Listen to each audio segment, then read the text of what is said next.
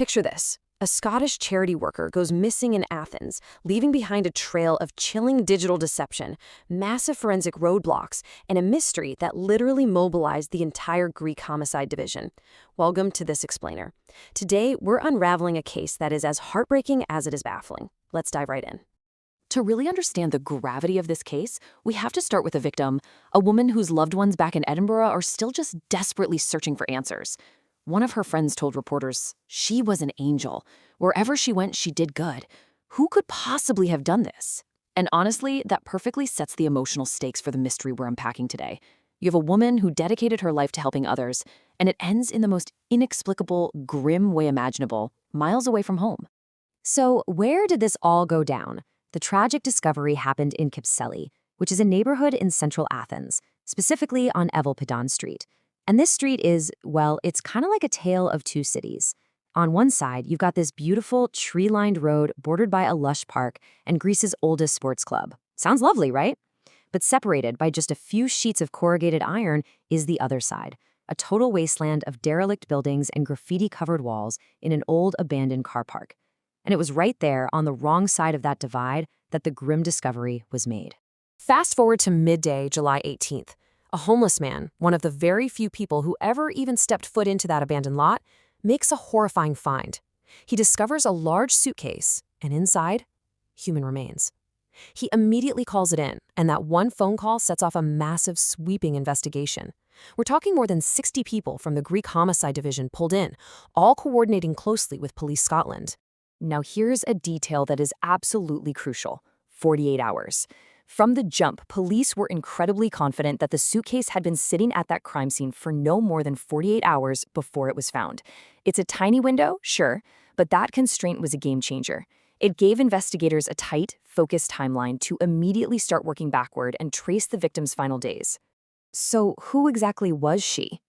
It took 4 days, but U.S. biometric data finally confirmed her identity as 38-year-old Elisabeth-Jane Ross. And she wasn't your average tourist. She was a deeply dedicated charity worker. The daughter of a lawyer, she'd spent time living and working in the States, but flew into Athens from Edinburgh on June 26th for a holiday. For the first few weeks, she was actually staying with the son of a Greek friend in the working-class suburb of Keratsini. But later on, she told people she was heading to the Kypseli area to spend a few days with some American friends. By tracking her steps, detectives built a really tight timeline of her final movements. She touches down on June 26th. According to the police, July 15th was the absolute last day she had any genuine contact with her friends. And here's a weird wrinkle. Detectives extensively interviewed her social circle in Athens, but they could not, for the life of them, track down those specific American friends she said she was visiting. Then, on July 16th, critical digital evidence places a suspect at the exact apartment where she was staying. 2 days later, on the 18th, the suitcase is found. Okay, but what exactly happened in that dark, missing window between the 15th and the 18th? This is where the investigation uncovers a seriously chilling layer of digital misdirection. The perpetrator didn't just panic and hide a body, they actively and methodically tried to derail the whole investigation and buy time before anyone even realized Elisabeth-Jane was in danger. And here is exactly how they played it. Step 1, the victim is already gone. Step 2, whoever did this keeps her mobile phone fully active. Step 3, and this is just heartbreaking, fake text messages are sent straight to her distraught father. They tell him she has a need to be alone, tricking him into thinking she's totally fine. And Step 4, investigators later trace the digital footprint of that phone, proving it never even left Athens. Police are convinced this was a highly calculated move to stop her from being reported missing. And it gets even darker. Reports indicate the suspect might have even posed as a jihadist in messages to her friends, falsely claiming responsibility for her death based on her religion. Just complete cruel deception. But beyond the phone games, there was a massive financial blunder. 10,000 euros. That's how much money was drained from Elisabeth-Jane's bank accounts using her own cards, right after she died. This wasn't just a physical crime anymore. The killer left a giant flashing neon sign of a digital footprint that investigators could follow straight to a target. You follow enough digital breadcrumbs, and eventually you're going to find your guy. The Greek homicide division swooped in fast. Let's take a look at the man they ended up remanding in custody, charging him with intentional homicide, robbery, and firearms offenses. Enter the prime suspect, Sharif Ahmadzai. He's a 26-year-old Afghan national who left his home country at 15 and landed in Greece around 2016. He's actually a trained boxer, having some real success in the Greek national championships. But his connection to Elisabeth-Jane might not be completely random. It likely stems from their professional lives. See, in 2023, he married his American wife, and the two of them founded an NGO to support refugees. Authorities are looking really hard at whether he and the victim originally crossed paths through that mutual charity work. And honestly, it is wild how fast police officer George Kalyakimanis and his team stacked the deck against this guy. Bam! They get CCTV footage from the night of July 16th showing a man wheeling a huge suitcase near that exact abandoned lot. Next, and this is crazy, a location-sharing app used by his own wife placed his phone at the victim's flat on the night of the 15th and early morning of the 16th. And finally, they catch him red-handed with the victim's bank cards, which he admitted to using to pull out that 10,000 euros. It really goes to show you, between location ops and bank pangs, you can't just disappear anymore.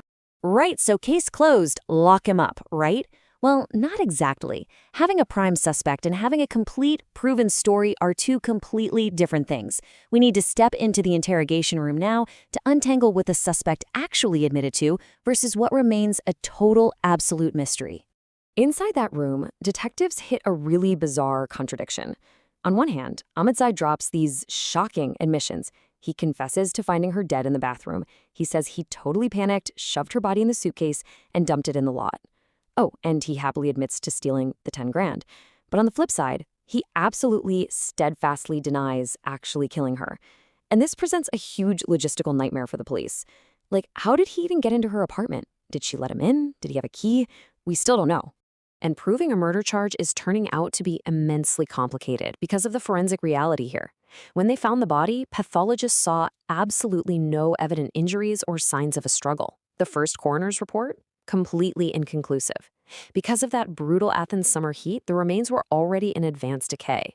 Now, authorities are saying asphyxiation definitely cannot be ruled out, but they just don't have a definitive cause of death on paper yet.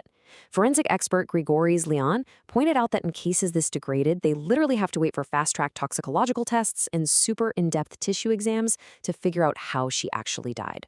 So that leaves us right here. We've got a suspect who fully admits to the horrific act of stuffing a body in a suitcase and stealing a small fortune, but vehemently swears he didn't pull the trigger, so to speak. We've got a cruel timeline of digital deception, but a cause of death that is still completely up in the air. So what really happened inside that Athens apartment on the night of July 15th? That, my friends, is the ultimate missing puzzle piece the Homicide Division is still hunting for. Thank you so much for joining me for this explainer. Definitely keep this case on your radar as those forensic results finally start coming in.